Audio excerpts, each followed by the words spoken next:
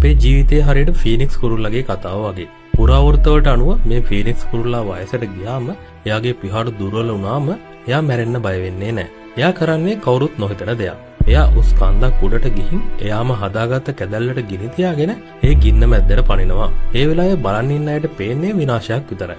ගින්න නිවුනම එතන ඉතුරු වෙන්නේ අලු ගොඩක් විතරයි. ඉවරයි. ෆීනික්ස් මැරුණා කියලා හැමෝම හිතනවා. ඒත් ඒ අය දන්නේ නැහැ ඒ අලු ගොඩ ඇතුලේ සිද්ධ වුණේ මොකක්ද කියලා. ෆීනික්ස් කුරුල්ලා පිච්චුනේ මැරෙන්න නෙවෙයි. එයා පිච්චුවේ එයාගේ පරණ දුර්වල කිලිරුණු පිහාටු. මොකද එයා දන්නවා අලුත් වෙන්න නම් පරණ දේවල් අලු වෙන්නම ඕනේ කියලා.